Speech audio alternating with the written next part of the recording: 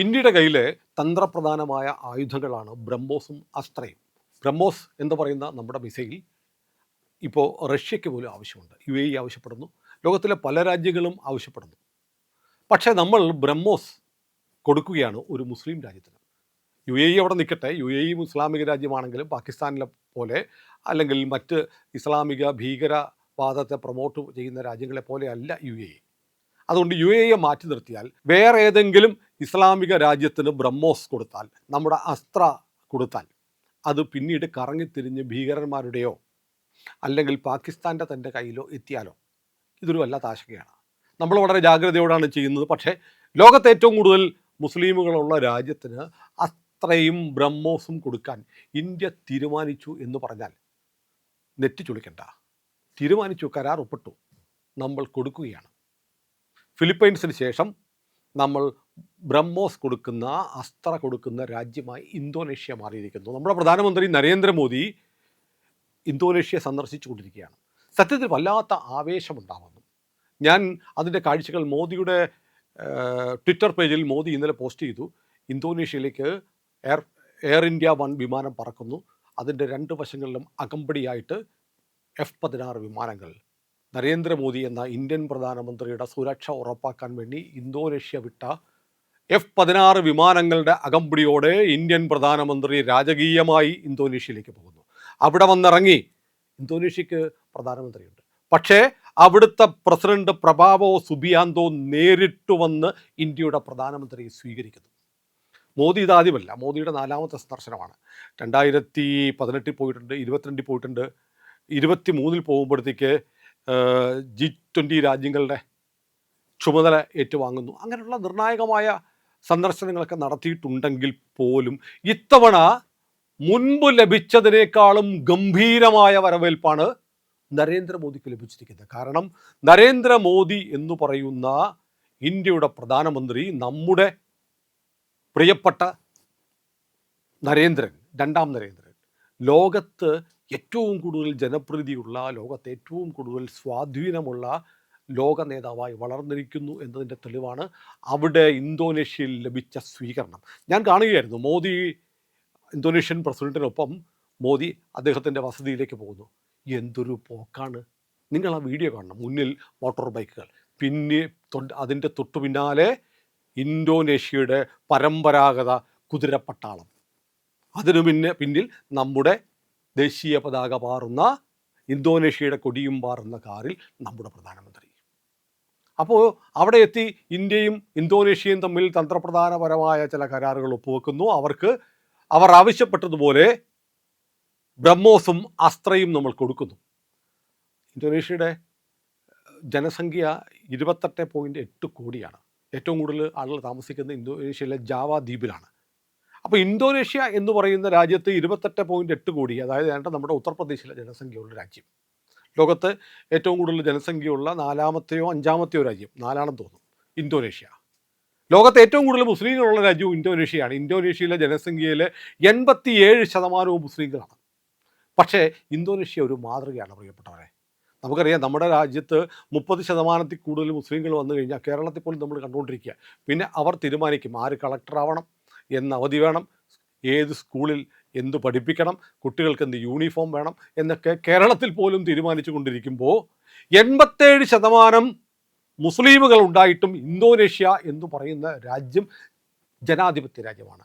അവിടെ ഹിന്ദുക്കളുണ്ട്, ക്രിസ്ത്യാനികളുണ്ട്, ബുദ്ധമതക്കാരുണ്ട്, കൺഫ്യൂഷനിസം, അങ്ങനെയാണോ അതിൻ്റെ പേര്? അങ്ങനെ കൺഫ്യൂഷൻ എന്ന് പറയുന്ന മതം പിൻപറ്റുന്നവരുണ്ട്. പക്ഷേ അവിടെ മുസ്ലിം മതത്തിന് മാത്രമല്ല, എല്ലാ മതങ്ങൾക്കും ഒരേ സ്ഥാനമാണ്.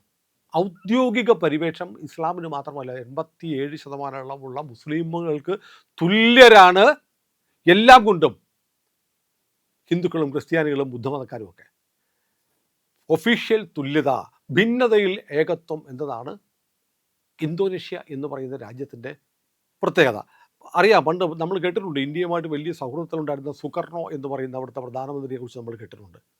ഏതായാലും ഇന്ത്യൻ സംസ്കാരവുമായി ഇഴപിരിയാത്ത ബന്ധം പുലർത്തുന്നവരാണ് മുസ്ലിം ഭൂരിപക്ഷ രാജ്യമാണെങ്കിൽ പോലും ഇന്തോനേഷ്യ. അവിടുത്തെ ബാലിദ്വീപ് വളരെ പ്രശസ്തമാണ്. ബാലിക്ക് പോകണമെന്നൊക്കെ പറയാറുള്ളൂ. ഹിന്ദു ഭൂരിപക്ഷമുള്ള ദ്വീപാണ്. അവിടെ ഈ ഇന്തോനേഷ്യയുടെ എയർലൈൻസിൻ്റെ പേര് ഗരുഡ എന്നാണ്. അവിടുത്തെ നോട്ടിൽ ഗണപതിയുടെ ചിത്രമുണ്ടായിരുന്നു. അവരുടെ സാംസ്കാരിക പരിപാടികളിൽ, കലാപരിപാടികളിലൊക്കെ മഹാഭാരതത്തിൻ്റെയും രാമായണത്തിൻ്റെയും ഇതിഹാസങ്ങൾ, കഥകൾ പറഞ്ഞിട്ടാണ് അവരുടെ കലയും സംസ്കാരവും ഒക്കെ മുസ്ലാം ഭൂരിപക്ഷമുള്ള രാജ്യമായിട്ടും അവർ പരിപോഷിപ്പിക്കുന്നതും പരിപാലിക്കുന്നതും. അങ്ങനത്തെ ഒരു രാജ്യമാണ്. അങ്ങനെയും മുസ്ലിം ഭൂരിപക്ഷമുള്ള രാജ്യങ്ങൾക്ക് മാറാൻ കഴിയുമെന്ന് ലോകത്തിന് മുന്നിൽ തെളിയിച്ചിരിക്കുന്ന രാജ്യമാണ് ഇന്തോനേഷ്യ. അതുകൊണ്ട് ഇന്ത്യയുമായി, ഇന്തോനേഷ്യയിൽ ഇന്ത്യ ഉണ്ടല്ലോ, പേരിലുമുണ്ട്, സംസ്കാരത്തിലുണ്ട്, ജീവിത രീതിയിലുണ്ട്, ആളുകളുടെ പേരുകളിൽ പോലും ഇന്ത്യൻ സ്വാധീനമുണ്ട്. അപ്പോൾ പണ്ട് ഇന്ത്യൻ അധീനതയിൽ ഉണ്ടായിരുന്ന, ഇന്ത്യൻ സംസ്കാരം ഉണ്ടായിരുന്ന, അല്ലെങ്കിൽ ഹിന്ദുക്കൾ ഉണ്ടായിരുന്ന ഒക്കെ ഒരു രാജ്യം എന്ന് വേണമെങ്കിൽ പറയാം ഇന്തോനേഷ്യ. ആ പാരമ്പര്യം പുലർത്തുന്ന ഒരു രാജ്യവുമായി നമ്മുടെ ബന്ധം കൂടുതൽ ദൃഢതരമാക്കാനാണ് നരേന്ദ്രമോദി അവിടെ എത്തുന്നത്. ഏതായാലും ഇന്ത്യയുടെ ഏറ്റവും വലിയ വ്യാപാര പങ്കാളിയാണ് ഇന്തോനേഷ്യ. നമ്മൾ ഈ ക്രൂഡ് പാം ഓയിൽ അവിടെ നിന്നാണ് നമ്മൾ ഏറ്റവും കൂടുതൽ ഇറക്കുമതി ചെയ്യുന്നത്. മാത്രമല്ല, ഇന്തോനേഷ്യയുടെ ഇതിൽപ്പെട്ടതാണ് സുമാത്ര ഐലൻഡ്. സുമാത്ര ഐലൻഡ് നമ്മുടെ ആൻഡമാൻ ഐലൻഡ്സുമായിട്ട് വെളിപ്പാടകലെയാണ്. നമുക്ക് വളരെ അടുപ്പമുള്ള ഒരു രാജ്യം. അപ്പോൾ ചൈന എന്ന് പറയുന്ന നമ്മുടെ എതിരാളിയായ രാജ്യം ഈ മേഖലയിലൊക്കെ വലിയ സ്വാധീനം ഉറപ്പിക്കുന്ന സമയത്താണ് നമ്മൾ ഇന്തോനേഷ്യ പോലെയുള്ള ചെറിയ രാജ്യങ്ങളിൽ പോകുന്നത്. ഇപ്പോൾ ഏറ്റവും പ്രധാനപ്പെട്ട ഒരു വാർത്ത അവിടെ നിന്ന് വരുന്നുണ്ട്.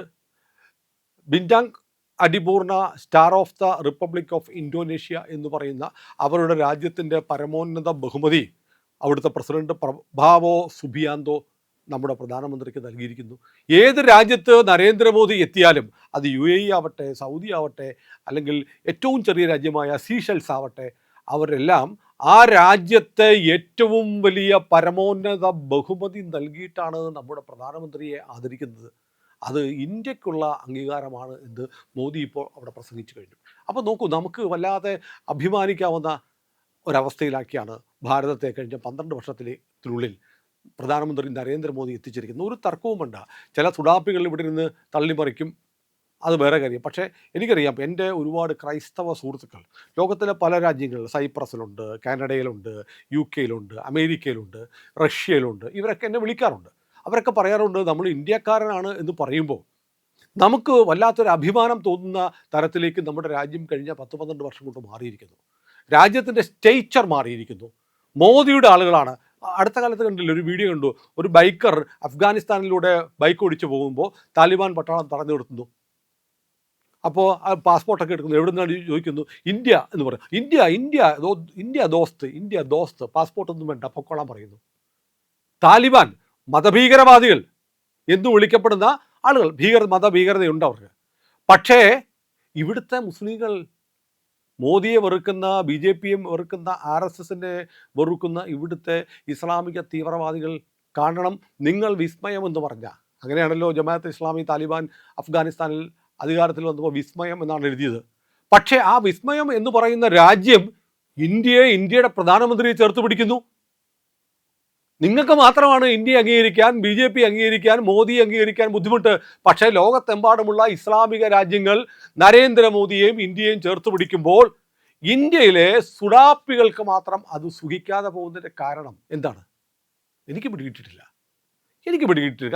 കാരണം അങ്ങനെയാണല്ലോ, ഇന്ന് നമ്മൾ ചെയ്യുന്നതിൽ നിന്നൊക്കെ, മറ്റുള്ളവർ ചെയ്യുന്നതിൽ നിന്നൊക്കെ വ്യത്യസ്തമായി ചെയ്യുക. എന്നിട്ട് ആളുകൾ ഞങ്ങളെ ഒറ്റപ്പെടുത്തുന്നത് എന്ന് പറയുക. മറ്റുള്ളവർ കഴിക്കുന്ന പോലെ മുണ്ടുടുക്കത്തില്ല, മറ്റുള്ളവർ ധരിക്കുന്നത് പോലെ വസ്ത്രം ധരിക്കത്തില്ല. അങ്ങനെ എല്ലാ കാര്യത്തിലും ഞങ്ങൾ വേറിട്ടതാണെന്ന് കാണിച്ചിട്ട് ഞങ്ങളെ ഒറ്റപ്പെടുത്തുന്ന എന്ന് പറയുന്ന ഇരവാദം ഉയർത്തുന്ന രീതിയാണ് ഒരു വല്ലാത്ത പ്രശ്നം. ലോകത്തെ ഇസ്ലാമിക രാജ്യങ്ങൾ ഉപേക്ഷിച്ച എല്ലാ വിഴുപ്പുകളും, എല്ലാ അഴുക്കുകളും, എല്ലാ മാറാപ്പുകളും എടുത്ത് തലയിലോട്ടിടും. എന്നിട്ട് ഞങ്ങൾ സൗദി അറേബ്യയിലെ ആളുകളെക്കാളും വലിയ മുസ്ലിമാണ്, ഇസ്ലാമാണെന്ന് പറയും. എന്തൊരു ഗതികേടാണ്! ഇന്തോനേഷ്യ കണ്ടുപിടിക്കൂ, നരേന്ദ്രമോദിയെ കണ്ടുപിടിക്കൂ. ഇന്ത്യ പണ്ട് നമ്മൾ പറയില്ലേ, അശ്വമേധം നടത്തുക എന്ന് പറയുന്ന പോലെ, ആരൊരാളൻ കുതിരയെ കെട്ടുവാൻ എന്ന് വയലാർ പാടിയതുപോലെ, ഇന്ത്യ ഒരു അശ്വമേധത്തിനായി തുറന്നു വിട്ടിരിക്കുന്ന കുതിരയാണ് നമ്മുടെ ബഹുമാന്യനായ പ്രധാനമന്ത്രി എന്ന് ചില സമയത്ത് എനിക്ക് തോന്നിപ്പോകും. പക്ഷെ അതൊന്നുമല്ല, അത് അദ്ദേഹത്തെ ആ കുതിരയോടൊന്നും അല്ല ഉപമിക്കേണ്ടത്. ഞാൻ പറയും, ഇന്ത്യ ലോകത്തിന് മുന്നിൽ തുറന്നു വിട്ടിരിക്കുന്ന കൊടുങ്കാറ്റാണ് നരേന്ദ്രമോദി. നിലവിലുള്ള ഒരുപാട് അജീർണതകളെ തുടച്ചു മാറ്റി ചുഴറ്റിയെറിഞ്ഞ് ലോകത്ത് ഭാരതത്തിൻ്റെ ശക്തി വിളംബരം ചെയ്യുന്ന കൊടുങ്കാറ്റാണ് രണ്ടാം നരേന്ദ്രൻ. അദ്ദേഹത്തിൻ്റെ ജൈത്രയാത്ര തുടരട്ടെ. ഇന്ത്യ വിശ്വഗുരുവായി മാറട്ടെ. മോദിയുടെ സന്ദർശനം ഇനിയും തുടരുകയാണ്. ആസ്ട്രേലിയയിലേക്കാണ് അദ്ദേഹം ഇനി പോകുന്നത്. ഏതായാലും ഓരോ രാജ്യത്തും നമ്മുടെ പ്രധാനമന്ത്രി എത്തുമ്പോൾ ആ രാജ്യത്തിൻ്റെ മുന്നിൽ ഭാരതമെന്ന രാജ്യം ഉത്തരോത്തരം വലുതായിക്കൊണ്ടിരിക്കുകയാണ്. അഭിമാനിക്കാൻ നമുക്ക്, ശിരസുയർത്തി നിൽക്കാം. നരേന്ദ്രമോദി ഒരു യുഗ പുരുഷനെ പോലെ ഭാരതത്തിൻ്റെ പ്രധാനമന്ത്രി ആയതിൻ്റെ പേരിൽ. പ്രിയമുള്ളവരെ, ഇന്ത്യ ലൈവ് ഇതുവരെ സബ്സ്ക്രൈബ് ചെയ്തിട്ടില്ല എങ്കിൽ ഇപ്പോൾ തന്നെ ചെയ്യണേ.